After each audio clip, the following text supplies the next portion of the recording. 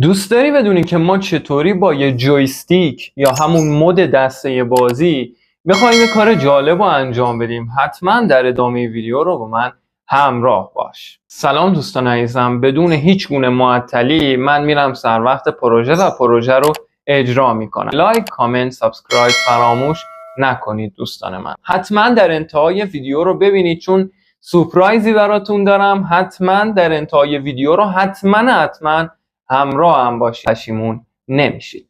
بریم بدون معطلی روی پروژه. من خیلی سریع میریم که اتصالات رو انجام بدیم که حوصلتون هم سر نره. یه ماژول جویستیک احتیاج داریم. میبینید که به این صورت دکمهش تکون میخوره، اینم به این صورت، اینم که دکمه وسطیه. دیدید موقعی فشار میدید یه دکمه هم زیر این مده هست. اینه. خب این از این احتیاجه. یه بورد آردوینو احتیاجه، یه برد بورد، این بورد آردوینو و تعدادی LED، 3 تا LED و تعدادی هم سیم جامپه. خب دیگه بریم سر وقت اتصالاتش. اولین کاری که میکنید برد بورد رو به این صورت میگیرید. خب به این صورت میاید 5 تا سیم رو به این صورت متصل میکنید. به این صورت 1 2 این 2 تا، این 3 تا، این 4 تا، اینم پنجمیش. 5 تا سیم متصل میکنید. حالا من یه کاری میکنم بیاد دقیقاً وسط. خب ببینید که من 5 تا سیم متصل کردم. برای این جویستیک هست 5 تا پین داره. خب 5 تا پین داره که دقیقاً اینجوری وصل میشه جلوی این سیم ها. خب حالا من ولی وصلش نمیکنم. وصل کردن ماژول ها به برد بورد مرحله آخره دوستان. خب 2 تا سیم اینجا وصل میکنیم برای LED دست چپ. این از این 2 تا سیم دیگه اینجا وصل میکنیم برای LED سمت راست و 2 تا LED دیگه اینجا سمت میکنیم، وصل میکنیم، یکیش برای گراوند، یکیش برای 5 ولت. به این صورت شد تا الان دوستان. خب بعد حالا کاری که انجام میدیم اینه بیایم 2 تا سیم دیگه هم باید اینجا وصل کنم. 2 تا سیم دیگه هم اینجا وصل میکنیم برای یه LED دیگه که اینجا قرار میگیره. یه سیم اینجا، یه سیم دیگه هم کنارش. خب دقیقاً به این صورت میبینید که چقدر سیم الان ما متصل کردیم. خب بریم که حالا گراوند و 5 ولتشون اوکی کنیم. میبینید که این ماژول جویستیک پین دست چپش مربوط میشه به گراوند. میبینید که مرتبط میشه با گراوند. میبینید، متوجه میشید. خب پس من پین دست چپیه رو که این پین بنفشه میشه، این سیم بنفشه میشه، وصل میکنم به مثبت، ردیف مثبت. این ردیف مثبت برد بورد رو میخوام بدم به گراوند، ردیف منفی برای 5 ولت. خب این از این سیم قرمز رو میدم به گراوند برای LED. خب بعد این سیم سبز رو هم همینطور، این سیم سبز رو هم، این سیم سفیده رو هم میدم اینور برای گراوند باز. اینم به این صورت. خب بعد دیگه چی؟ یه سیم آبی دیگه هم اینجا داریم. خب این سیم آبی هم که میبینید اینجا نوشته 5 ولت، من این سیم آبی رو که ردیف دوم میشه وصل میکنم به ردیف منفی برد بورد. اینم متصل شد. خب بقیه‌اش دیگه باید وصل شه به حالا بورد آردوینو. خب بریم که متصلشون کنیم به بورد آردوینو. خب کار دیگه که لازم انجام بدیم اینه. خب دوستان من بریم سر وقت ادامه کار. نگاه کنید. حالا من میخوام اول این سیم های مرتبط با جویستیک رو متصل کنم. خب این سیم زرده مرتبط میشه با چی؟ سیم زرده بعد 5 ولت میشه VRX. خب VRX ما باید وصل شه به چه پینی؟ پین شماره A0 روی بورد آردوینو اینجوری میگیریمش، وصلش میکنیم به A0. ببینید که وصل شد به A0. حالا میریم پین بعدی. پین بعدی چیه؟ RVX ولی VRY. پین شماره A1 متصل میکنیم. A1 اینم A1.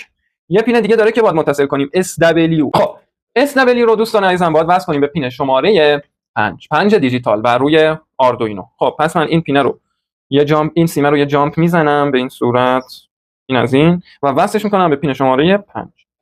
خب جویستیک من آماده است. جویستیک من الان آماده است. خب من این 2 تا سیم که مرتبط، این سیمه که مرتبط با LED هیچی. خب یه 2 تا سیم دیگه اینجا داریم که گفتم ردیف مثبت رو میدم به گراوند. پس من این سیمه رو وصل میکنم به گراوند.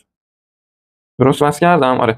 این سیم نارنجیه رو هم باید وصل کنم به 5 ولت که تغذیه کلیه ماژولا با LED ها با 5 ولت اوکی بشه. خب اینم از این. دیگه چی مونده دیگه؟ ما یه سیم دیگه هم اینجا باید متصل کنیم. خب اینم وصل میکنیم به پایه مثبت برای LED هست. حالا ساختار کلیشو بهتون نشون میدم، نگران نباشید. خب تمامی سیم ها متصل شدن. خب بریم که متصلشون کنیم دیگه. این LED شماره دست چپ وصل میشه به کدوم پین؟ میشه پین شماره 2. پس من اینو باید یه جامپ بزنم به پین شماره 2. پین شماره 2. این پین شماره 2 میشه.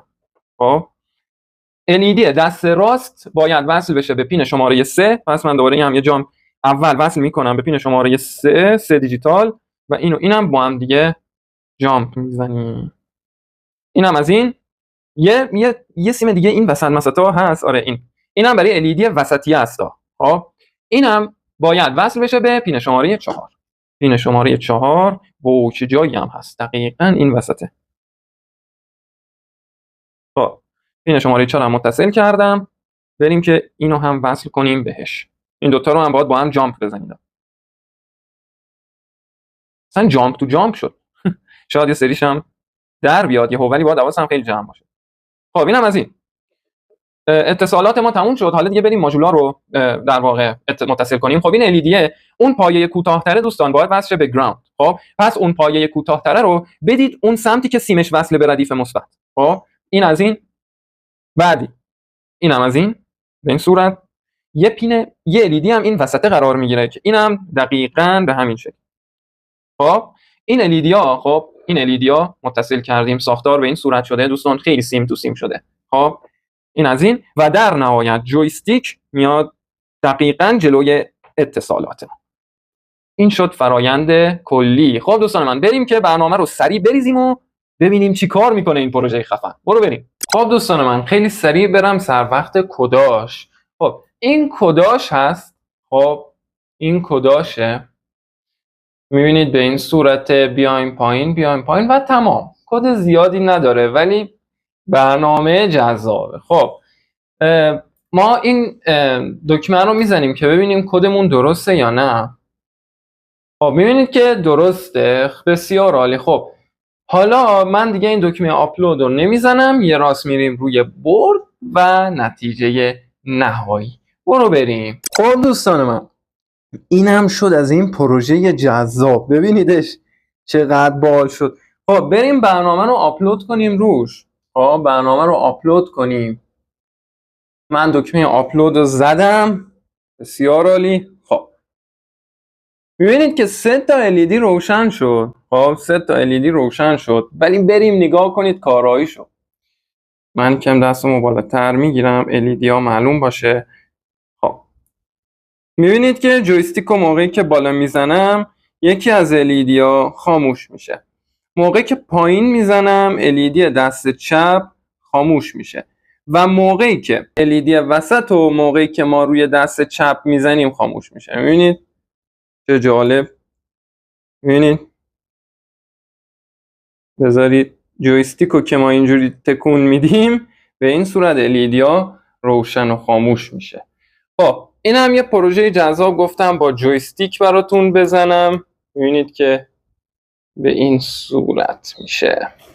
خب دیگه دوستان من امیدوارم که از این پروژه جذاب جویستیک هم لذت برده باشید.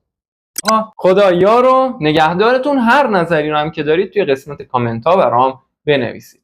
خدا نگهدار.